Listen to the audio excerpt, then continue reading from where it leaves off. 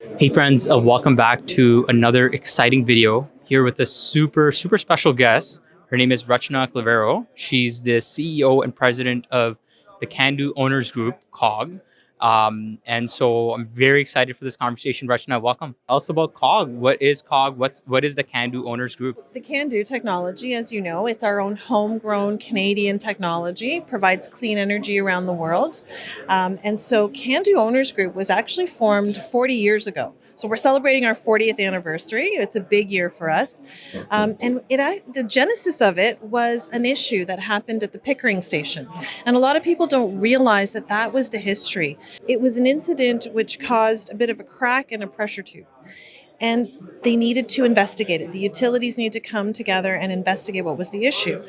And when they came out of that, they realized that there was such a good collaboration between the utilities around doing that problem solving that there would be a continuous need for some kind of a research division. And so they came together. It was AECL, Ontario Hydro, New Brunswick Power, and Hydro-Quebec, who at the time had a CANDU reactor in operation as well. The four of them came together and founded what is today CANDU Owners Group. So we developed an R&D program. Over the years, we also now do a number of benchmarking best practices peer groups. So this is where the utility members, and by the way, it's not just domestic. We have a number of global partners. So CANDU technologies in 7 countries around the world. With every sale of a CANDU, they signed on to become a CANDU Owners Group member. And so, they've all come together. We do learning and development, so training sessions, leadership training. We also do regulatory affairs, so we help them come together with common positions. But really, at the heart of it, it's about collaboration.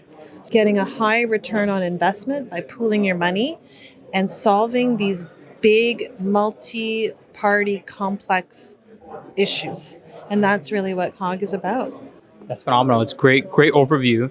When it comes to CANDU reactors, I know some folks in the audience may get thrown back by CANDU versus PWR versus BWR. How different are these reactor types, and why is the role of COG so relevant? They are different, but ultimately they are all producing energy. So the back end of most of these designs is the same. So how they actually, produce the electricity using a turbine is the same. The difference is actually the structure and the design of what we call the core, so the center of these reactors. And they all use fission, nuclear fission, to actually create their energy. A PWR is a pressurized water reactor. It uses light water. A BWR is a boiling water reactor. You can kind of think of a pressure cooker as an example. A CANDU reactor is something called a pressurized heavy water reactor. And so it uses heavy water, so that's D2O, hence the name, deuterium, a Canadian deuterium uranium. It uses natural uranium, so that is a real advantage. It cannot be weaponized, it's not enriched, and it also has a number of features in it. So instead of one big pressure vessel, it's actually a number of small channels that are pressurized. This gives a lot of flexibility to the design. So you can do something called online and on-power refueling. And so that allows you to, instead of having to shut down the entire reactor, to do a fuel change, you can actually do it for specific channels. Actually, one of the earliest tools developed by CANDU Owners Group was the single fuel channel replacement tool. And so that tool, again, as it says, it allows you to just change one channel. So if there are defects or any kind of issues detected, you don't have to shut down the entire reactor. You can actually just pull it out. So the technology differences, it's about many things in terms of, we call it capacity factor. The CANDU reactors are definitely well known around the world because they have a high capacity factor, which means essentially you can get more energy out of the amount of fuel you put in. Great overview of the CANDU. When you look at CANDU reactors or reactors in general, they're running and there's regular ongoing maintenance.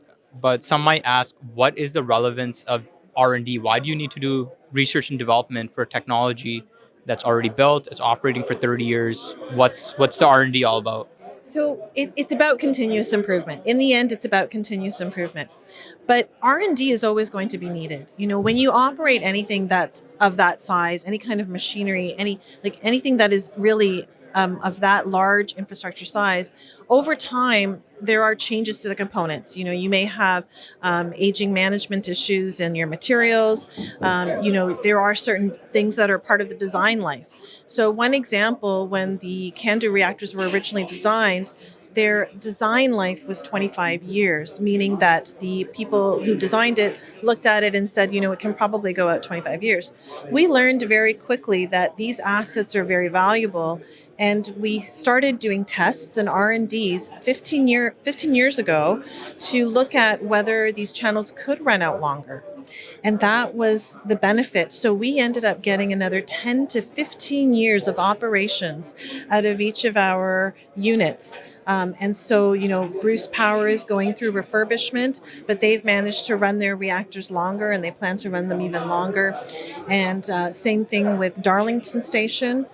Essentially, this is money back in the pockets of the ratepayers, right? These are assets they didn't have to rebuild. These are assets that exist. And we were able to just run them out longer. So with every year they ran out longer, it was a savings to the people, and it was clean energy. It was a great mix. So this is the power of R&D, right? You would never be able to have done that if there wasn't a program through COG to allow you to do that R&D. Other examples are, as I mentioned, the tooling. So, as the industry advances, tools change. Today, we're in an environment where you have artificial intelligence, you have robotics. We want to use those tools. We want to use those innovations to the advantage of the reactor. How can we upgrade, make modifications to bring in and modernize these reactors? And then they're going to be operating for another 40 years. We've just refurbished.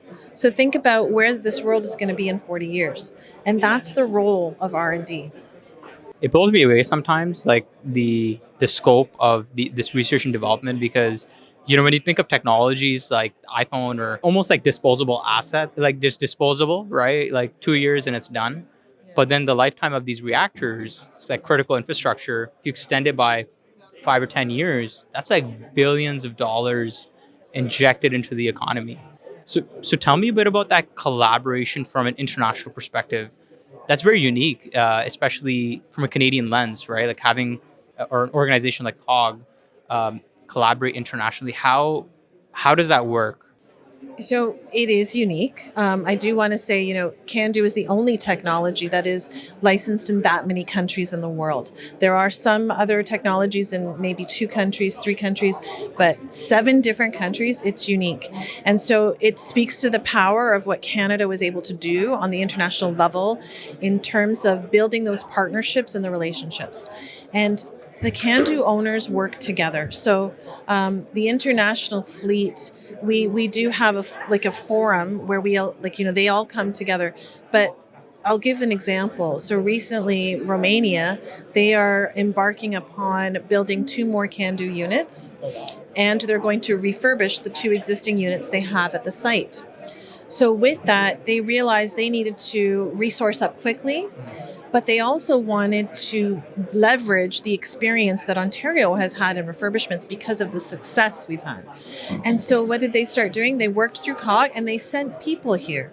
They have had secondments here. They're really thinking differently, right? How do they job shadow? How do they get inside the reactor during the refurbishments we're executing here? That's the kind of partnership we've built. This is Canadian technology. It is being exported around the world. And it's not just about that one-time sale. We are consistently, over the 40 years, have been offering services to these industries. So this is money that is coming right into the Canadian supply chain. It's supporting the academic facilities. It's supporting R&D. And as I said, this is a collective R&D program. So, the other CANDU owners, international ones, are putting money in and they are getting work done together. So it's a very powerful model. It's actually also unique to Canada. It's the only technology where Canada has managed to reach this many countries on an international level. So it builds relationships with these countries in a way we could have never done without this technology. At COP, where we last met, the announcement that was made of tripling global nuclear capacity. And so, my question for you is, from a COG perspective, I guess, are you excited for potential increases in CANDU capacity across the world? So it's a great announcement. I mean, of course, I'm excited. It's fabulous for the entire industry. This commitment, and Canada was one of 24 countries stepped up and committed that we will triple nuclear power by 2050. But when you really think of the volume that like, what does that mean? It means an immense growth for this industry. And we were, in the past, we built 20 CANDUs in 20 years, right? Like, it was quick what we did and what we accomplished. And so we can do it. We've got better tools today than we had back then. We've got technology that's advanced much more. So we can do this. I think, though, on that global level, I've never seen this kind of support for nuclear. So it really is it's a different kind of public support for this recognition that it's clean energy. But in addition to that, I do want to touch on so CANDUs definitely have a future, right? As I mentioned, 40 years just through the refurbishment, but there is also a new design underway right now through Atkins Realis. They're looking at kind of the next evolution of the CANDU reactor. But in addition to that, we are now embarking upon deploying other technologies, right? So we're looking at how can we bring power to remote communities? How can we bring electricity to some of the industrial sector? And so with that, and in Ontario, we have committed to developing and deploying new SMRs that are attached to the grid. So these are the 300 size BWRX 300 G attached technology. Similarly, out in Saskatchewan, so a province that has never had nuclear power other than research, they have now, signed agreements and made a commitment to also look at the G-Attache, but in addition to that, to look at micro reactors, the eVinci battery. Saskatchewan Research Council plans to do that. So, it's not just about deploying kind of new large scale. We are really looking at the whole picture. What can nuclear do to decarbonize? Is COG looking to expand its reach into supporting other technologies as well, or will it remain just fixed on CANDU fleets specifically? Supporting CANDU technology is definitely still our top priority, right? It is that was why we were, founded. We are a member-driven organization, not for profit, and everything we do is for our utility members and the CANDU Owners members. But in 2018, our mandate was expanded. So in 2018, our mandate was officially expanded to look at CANDU and advanced technologies. And that was when we created the SMR program. So when you look at, it's funny, we're called the CANDU Owners Group. People hear the CANDU, but I always tell them, well, you have to attach the owners there. So CANDU owners. So we do what the CANDU owners want us to do. And if you look at all of the owners, OPG, Bruce Power, New Brunswick Power, CNL, Canadian Nuclear Laboratories, and I mentioned Romania earlier, Korea, China, Argentina. They are all exploring SMR technology. They are all looking at other options. They're looking at micromodular reactors. And so with that, they came to COG and they said, we want to leverage the collaboration model and we want to benefit from it to help advance other technologies. And so our mandate was expanded. This is a year, I would say, of transformation for us. And we've been, definitely expanding and broadening over the years. But this is our 40th anniversary. And so with that, we are starting to explore our brand and better assess and identify whether we are, what our name is, what our branding is, whether it makes sense for where the company's headed. And so, we'll roll that out later this year, but a big exercise, I think, on the company's part. Okay, I'm excited. I'm excited to see the future of the COG brand. So, as the recently announced president and CEO, what's your vision for COG? So I always talk about three pillars, right? And as I mentioned, CANDU will always be our bread and butter. and supporting excellence in CANDU. So that first pillar is always sustainability. So sustainability of this existing industry, ensuring that the existing fleet is successful. It's being refurbished. Internationally, they will start refurbishment on CANDUs. So this technology is here for 40 to 60 years. So it's about ensuring that we are set up to bring innovations into the existing fleet. That is a primary part of our vision. The second pillar is growth. So, ensuring that we are set up to quickly, grow and offer services and resources to our industry that they need. There's a big push to bring, the next generation in to make sure that we have resources, capability in the industry. So with that, we've been expanding our learning and development programs. We've been definitely supporting non-CANDU technology in the learning and development space as well. And so we'll continue to broaden that. Recently, actually, WANO came to us to start supporting leadership development and training within their WANO centers as well, it's a big step for us. And then the third pillar is the people. What makes CANDU Owners Group unique is that when we run our peer groups, when we have our discussions with the technical committees on R&D, the people that we hire are experts in their field. Sometimes we've got people who have had 40 years in the industry, and they bring that expertise to facilitate the conversation. And that's really what our members are paying for. Yes, we're a strong project management team. Yes, we have strong IP and procurement background. We understand how to deal with, multi-party IP. We also understand export controls. But at the heart of it, it's the technical expertise that our team brings. And so I would say that's a pillar that I want to continue to grow. And I want to make sure that when people look at COG, they realize this is a company with a broad reach that will be a benefit to them and will help bring fulfillment to their career. Great to see that you value that technical expertise and your vision for COG. And so, like, right now we're at the CNA Conference, the Canadian Nuclear Association Conference. It's held by the Canadian Nuclear Association. It does a really good job at bringing all the leaders in the nuclear energy industry, advocates, nuclear enthusiasts, all together in one area. And so, tell us a little bit about what you're doing here with COG at the CNA. How's your time so far? It's busy. This is a phenomenal conference this year. I really do want to give CNA kudos because this conference, it's always a good conference, but you can see that over the years, they have really made the effort to continue to expand. 1,000, registrants this year, which is a great number. And I believe next year they're going to move to an even larger venue just to accommodate.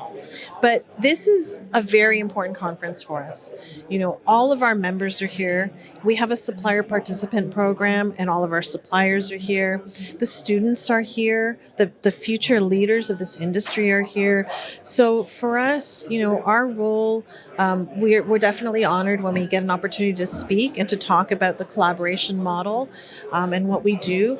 But our role is really to make sure that we're helping to connect the dots, making sure people are talking to the right people, building those relationships, and we really see ourselves as that link.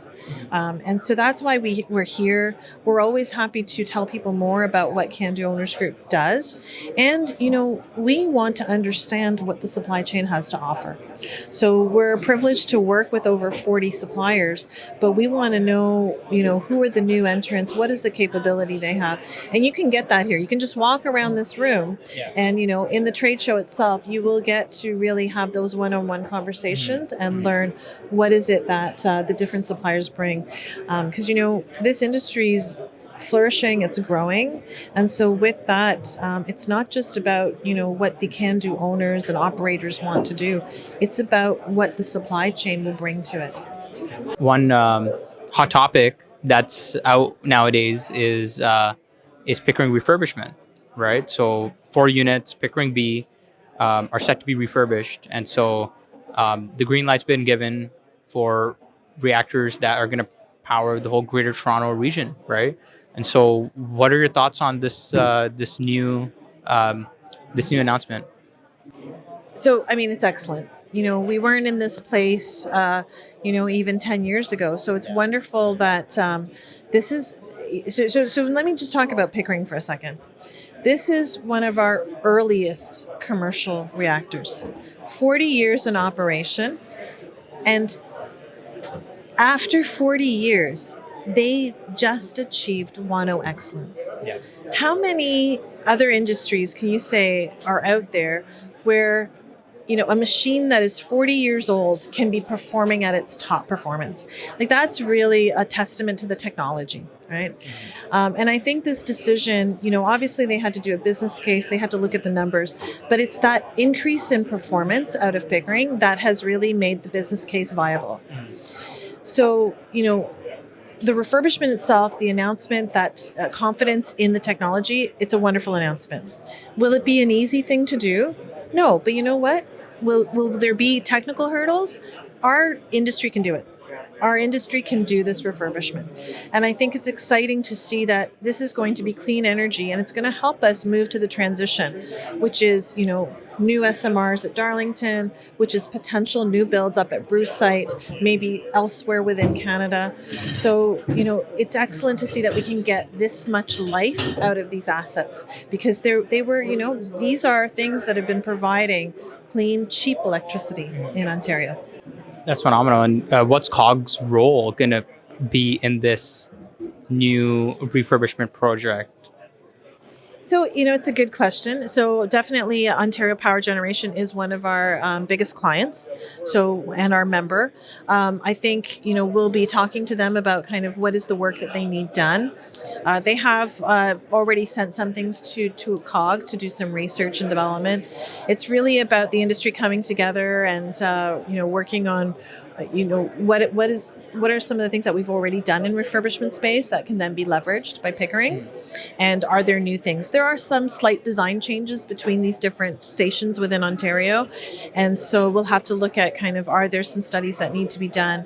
How can we move forward on that refurbishment? So I would say that we'll continue to provide some of those key services that we already do. I guess this has been a really good chat, Rachna. I really enjoyed this discussion, hearing about COG and CANDU Owners Group. And so, is there a last message that you'd like to leave with the audience? So I love these podcasts, by the way, Osama. I think you do a great job. And I think the message I would leave with the audience is, we are a growing industry. We need resources. It doesn't have to be people with technical knowledge and nuclear, really, we need every skill set out there. So I would encourage people to reach out to the utilities, reach out to the suppliers and students to really, come to these kind of events, right? The CNA is a great event. Come here, talk to the right people, because we're growing at a rapid pace and we have a lot to offer. I have never turned around. Once I came into the nuclear industry, I've never turned around. I believe in this technology. I believe in this energy, and what we provide. And this is cutting edge work that we do here. So I think that would be my message is, there's so much to offer in the nuclear industry. Just come, we'll take care of you. It's phenomenal. I love the message, the inspirational message. I think it really motivates young people like me. All right, it really does. And so in the description below, you'll be able to find more information about COG, the website, as well as Rachna's contact, in case you're interested in reaching out to her or someone from her team. Thank you so much. Thank you, Osama. Great.